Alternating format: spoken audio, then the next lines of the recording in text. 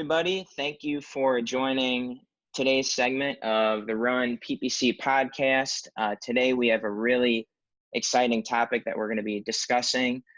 This is podcast number 2. So as always, we're going to have a lot more content coming your way where we're going to be discussing various PPC related topics and how to best optimize your AdWords campaigns. Today, one of the things that we're going to be talking about is really trying to answer what are some best practices that our AdWords specialists have for driving qualified leads. So really to kick it off, you guys, I'd love to hear your thoughts on, what is a good way for us to assess and get to understand our clients' kind of goals for their leads, and how do we, determine really what a qualified lead is for them? First, need to determine with the client what is a qualified lead, depending on the industry that they're doing, that they work in, or the type of business that they are. You're going to get a whole lot of different answers there. Just for example, I've worked with at least 6 different companies that would call themselves garage door repair, but each of those had a different type of customer that they were going after. There were some that really wanted that commercial business, so therefore they did not want any residential business. Sure, it was something that they did, but they didn't want to focus on that. Yeah. So of course, you have to work with the client, understand what their needs are, and then start to refine your keyword strategy, your account structure, your landing pages from there. Yeah, and I think one thing that, a lot of AdWords specialists gets wrong is we can so often just want to dive right in and start actually creating a campaign without truly understanding our clients' goals, right? So I think it's important for us to always think about, how can we be best kind of from ground level up, working to, understand what our clients' goals are and what they're going to determine is truly a successful lead when creating a campaign and building out their campaign strategy around that. So I think that's a super, kind of thing that we can always jump up on and try and so often get going before we really understand, what some of our clients' goals are before we start creating our campaign. So I think, that's a good thought there. And just to follow up on that, one of the things that we have to ask is their average revenue per job, revenue per order, and then work backwards to actually find out a CPA. It's not enough to have them tell you what their target CPA is. We need to know what that number is so we don't have to be constantly going back to them. And as far as, and kind of a little outside the scope of this discussion, but it helps establish you as a partner to their business rather than just outside agency. Yeah. And I think it's really important to see with the client what their marketing goals are in AdWords, because what you think is a conversion or a qualified lead, they may not consider. You might have 2 different ideas of what a qualified lead is. So it is really important to check. And also how many qualified leads they can handle. If they have a high turnover of clients, they definitely get them more. If they have they're a little slower to turn over leads, find out how many they can handle in a week or a month, or, that way you can align your goals with theirs and they're not turning away clients. That's right. Yeah, and that's always a great problem to have if we can be driving so many leads that they're like, man, what are you guys doing? But I think courtesy of that, right, is analyzing what is kind of a good benchmark for us and how much we really want to scale once we get our campaign started. Because every campaign is different. Some start converting right away. Others, it's going to take, depending on the vertical that they're in, it's going to take a lot of time to start seeing some of those qualified leads come through. So yeah, and I'd be interested, I want to know some of your guys' thoughts on, what are some general best practices that you guys implement on a day-to-day basis where it furthers towards the goal of helping you to really drive qualified traffic. This could be, reviewing your search terms report daily to make sure that you're really, understanding what types of searches are coming into your campaign and being able to qualify those. But what are maybe Jake, what are some thoughts you have on, kind of a day-to-day process that you Yeah, so go through? that was a really good point that you made there, Matt, regarding the search terms report. I think that's ultimately something that every marketer or every business owner should be doing on a regular basis, is identifying what traffic or what keywords are coming into, what are they impressing for, right? Where are their ads showing? Sometimes, you're going to be showing some completely irrelevant ads to, what that particular searcher was looking for. So it's very important to understand that user intent and make sure that we're adding negatives where needed. But one of the things that I wanted to talk about, I think it's very important, is making sure that the quality score is optimized, right? We want to make sure that we have a high quality score, and that's going to reward us with lower CPCs, give us better ad positions, and ultimately result in better results. A few ways to improve your quality score. We want to make sure we're not targeting just junk and very broad keywords. We want to make sure they're very specific to the ads that we're showing in the landing pages that we're sending those prospective customers to. So that's really important. Your ad group should focus on matching this type. The landing page should be highly relevant to the ads and the keywords you're targeting, right? That's very important. Make sure everything kind of works and talks to each other. Another option that's really good in a lot of cases is setting up single keyword ad groups. This is basically keeping your keyword very specific, usually the same, with a few different match types. Creating ad copy that includes those same keywords, and then sending them to a highly relevant, highly related landing page with contact forms, conversion tracking set up properly, all that, of course. It's going to be one of the first steps to driving good traffic to your website. Yeah, and think about, so often people will want to create a campaign without having kind of the establishment built of having a great landing page, right? Having something that's really already conversion focused, is including relatable content, and maybe that's including, some dynamic keywords and the creation of your ads to help boost some of that quality score. And quality score, we could have a whole video on quality score by itself, just because that's and we will do that. Such a fun topic to talk about. But one thing I love that you brought up is expanding your negative keyword list. And a lot of times people, I feel like, will create just one, shared library negative list. But how do you guys feel about actually, segmenting your negative keyword list based on, maybe it's a product or service, but breaking that negative keyword list down into, different segments, as opposed to just having one general negative list? I know it helps you kind of become a little bit more concise in, what you're filtering out in your campaign, but it allows you to segment kind of at a different level.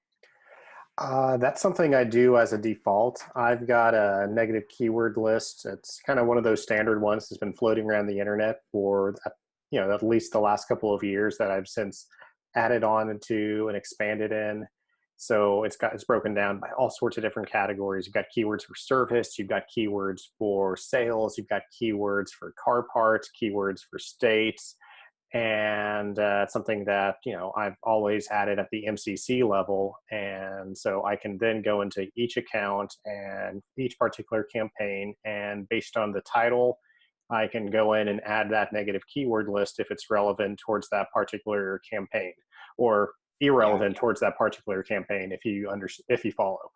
And the great thing about it being broken out like that is that you can go in there, you can take a look at it real fast, and since there's only about 20 to 30 negative keywords in there, you can start checking off the boxes quickly and adding those to your campaign, so you can quickly exclude the terms that you don't want to show for. If you just have one massive negative keyword list with thousands of negative keywords, it takes a lot of time to filter through that and make sure that you're not inadvertently excluding something you want to show for. Because unlike campaign or ad group level negatives, if there's a conflict, AdWords isn't going to let you know, or at least they haven't traditionally let you know.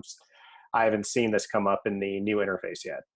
Yeah, and how much more does that help to segment your negative keywords with a particular intent, right? That gives you an intent that you're putting behind each of your negative keyword lists, as opposed to dumping everything into one more general sort of bucket.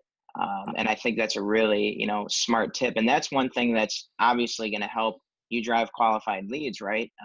Because you're going to be filtering out a lot of those negative, irrelevant searches that aren't ultimately driving you business. And how important is that, especially in the early stages, right? first understanding your client's needs, assessing what they view as an actual quality lead, but then further than that, making sure that in the early stages you're really, filtering out some of those maybe branded terms that you don't want to show up for, competitor terms you might not want to show up for. So yeah, I think that's a really, really good tip. One of the things I want to talk about is, obviously it's 2018. Google's announced that mobile first index, we need to make sure that our landing pages, our ads, since majority of traffic is coming from mobile now, we need to make sure that, our landing pages are optimized for that, and that we are pointing, quality ads to these mobile friendly landing pages. How important do you think it is to, really optimize your mobile landing pages, and maybe what are some tips that you guys would want to offer in regards to that? What are some best practices for doing that? Because that's going to help you drive qualified leads, since majority of our traffic is going to be coming from there, right? Yeah, I'll hop in. So it's super important to have your website be mobile responsive, mobile friendly. We've all been on websites that aren't on our phone, like on our phones that are not mobile friendly. And we all know it's so frustrating. You have to zoom in and out.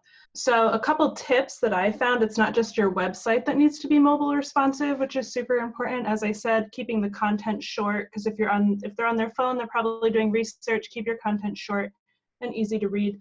And not just your website needs to be mobile responsive, but the landing page or the lead form and the checkout process, depending on what you sell, that also needs to be streamlined for mobile. People want it fast, people want it now. Don't have a whole long lead form or super long checkout process. If you ask for their phone number, have the numerical keypad come up instead of the numbers. If you have your phone number on your landing page, make it so they can just click the phone number and their dial pad opens. All these things make a great user experience, and Google will reward you for having a user-friendly mobile landing page. Yeah, and it's so important for us to be able to really, obtain that traffic, since majority of, even our qualified leads are going to be coming from mobile, depending on, industry and the vertical that you're working in. But since we have that, new index, that a lot of our traffic is going to now be coming from that, majority of our, qualified leads are going to be coming from mobile devices. So I think that's a really, really good tip. How do you guys feel remarketing, comes into play with making sure, you might drive that traffic to your site, they back off, they don't convert. How important is your remarketing strategy when trying to, obtain some qualified leads?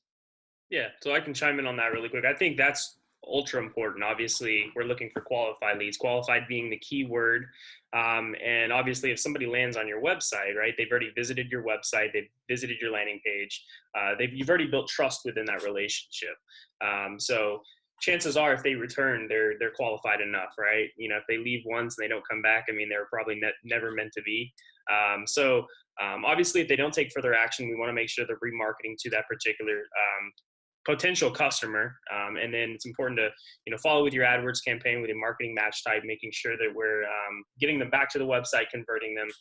But when you're talking qualified, I think remarketing is probably one of the key approaches. Yeah, absolutely. And these are all things, that are more general best practices for, creating a good, successful campaign, that you're really making sure that you're hitting all your key points for, checking your opportunities tab and looking for, maybe any third-party tools you might be using. A lot of these things they will suggest as, optimization ideas and things that you can be doing. But I think this is, really a good, topic, because a lot of times, like I said, even people in the agency world, I know from my previous experience, will be so quick to get a campaign running before we fully understand intent and reason behind, what is this, what is our client really looking for? What do they view as this valuable lead?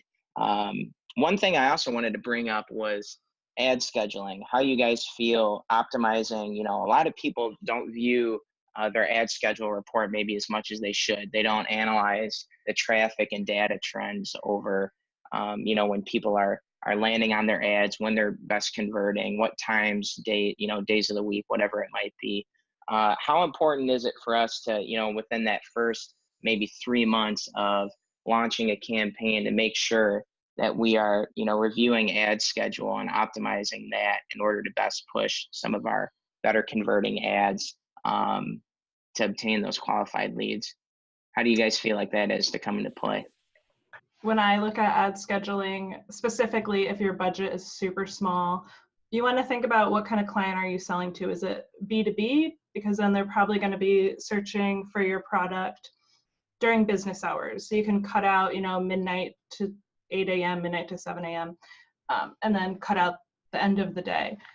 So it's really important to look at it that way. And if you have a larger budget, you could run it for 3 months and then look at conversion history over time. But it is important to think about who are your customers and when would they be searching.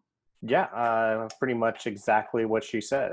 You need to be running when people are historically calling you. If people aren't calling your business in the evening before you're advertising, they probably aren't going to be calling you now. And even having worked with some businesses that, especially in the home service fields, that have an answering service, in my experience, the quality of lead that you get at night from those answering services is typically pretty poor. And then even if you still are getting some leads, the average cost per acquisition for that time period is usually pretty high. So, depending on your revenue that you get from your jobs, may not be worth it at all to advertise during that time. One of the things that I've started doing more frequently now than I have in the past is, instead of using a bid multiplier during time periods that are high performing or days that are high performing, is I've actually used budget rules to actually increase the budget on those high performing days, and budget rules to decrease the budget on the lower performing days, rather than bid up and make my cost per click and CPA higher than it was previously. Yeah, and we might notice too, right, that during different, times segmented throughout the week, we're going to be seeing, for whatever reason it is, more qualified leads coming in on a Monday afternoon as opposed to Saturday, Saturday morning or Saturday night, whatever it might be. So there's so many ways that we can review this conversion data and really make sure, that we are optimizing our campaign kind of on all fronts to tell AdWords, these are the type of leads that we're truly looking for. And one thing that I've been finding recently that is also kind of a mix in the problem, where a lot of times, clients will have a website where we might have, a ton of different landing pages that we're going to be sending PPC traffic to. However, their website navigation really isn't optimized, for those potential prospects, for, who they're going to view as a qualified lead. I think, within the AdWords build, making sure that we're crossing all our T's and dotting our I's with, it could be scheduling our negative list. As Jake mentioned, some of the quality score components that are going to help us to filter out some of those irrelevant leads. But also, I think, making sure that our landing pages are, we perform a really good CRO audit, but we also make sure that our site navigation is optimized as well. Depending on what the call center experience is, customers may just move on to your competitor. If the experience isn't great, which would just be another reason to, set up ad scheduling to only show when you're open, so you can handle those calls and you can field those leads. So that would be my advice or tip for setting up ad scheduling, is think about the experience the user is going to go through, and is it going to be a good one? Do you think they're just going to move on to your competitors and you're just giving those leads away? Just to touch on that really quick, Katie, that's an excellent point. I think ultimately the experience doesn't just end with the ad copy, the keyword, the landing page, right? We want to make sure that after that that contact with your business, that you're providing a great experience, so they are going to leave and they're not going to come back. So you potentially lost a customer not just one time but forever. Perfect example is I tried calling a phone number through a call extension yesterday actually, to a roofing company, and it was an automated answering service. Press 2 to speak to the operator. Rang through, nobody answered, gave me a voicemail, tried an hour or two later, did the same thing. And the voicemail didn't even work. The voicemail wasn't set up. So it was just a complete waste my time as a marketer, and you can only imagine those people that are clicking on that and trying to, make a conversion. We're counting that as a lead, but obviously it's not it could be a qualified lead, but it's not converting, obviously, because you're not providing that experience. Once the customer, completes Yeah. their. Yeah, and as the specialist, that almost goes back to kind of the baseline talk, right? Before we initially get everything launched and ready to go, even on the ad fronts, maybe it's we need to analyze, what are our clients' sales process? How do they vet qualified leads so that when we're, starting to drive traffic from, our call only ads or whatever we might be running, what is the full process that they're going to do on their end to vet leads as well as, what we're going to be doing. So I think it's a really good idea to try and understand that full process of what the client's going to do to actually, that last conversion path they have to go through before they become an actual client or whatever it might be. So yeah, I think these are all some really good points, you guys. Thank you for hopping on this podcast today, giving your thoughts. I think this is something that we're always looking for, new ways and new opportunities to be able to expand some of our tactics and best practices for being able to, qualify a good lead, but also meet our clients' goals. So does anybody kind of have any final thoughts or things that they wanted to chime in? There it is, Ben. I just wanted to add some final thoughts. When it comes to your landing page, just the content you have on there is critical because that serves as another filter to, sure, they've already clicked on your ad and, you don't want their business, but, if you have the right kind of content, images, copy, you can stop them from progressing further. If you're going back to that garage door company that only wanted commercial business, if the content on your landing page is a warehouse metal roll-up door, you're more likely to scare off the residential side. If the information on your landing page is all pertaining to roll-up doors instead of garage doors, that can help. If your form says, what kind of building are you, rather than asking about your house, that's another thing that you can do. So even though in a way we've lost the battle because they've gone ahead and clicked on the ad and cost you that much money, you can still stop them from wasting their time to actually track down and try to manually qualify that lead. That's right. That's right. So yeah, thank you guys again for, tuning in today and viewing today's podcast. This is podcast number 2. Be sure to hit the subscribe button right below for more PPC related content from Thrive Internet Marketing Agency. We're also going to put all of our individual specialists LinkedIn profiles in the bottom so you can follow us. I know each of us post content on a regular basis of new tips and best practices. So thank you guys so much for viewing in, and we look forward to continuing to deliver you guys with some good, juicy PPC related content. So you guys have a wonderful day. Thank you guys. Thanks, everyone. Have a good day. Thanks.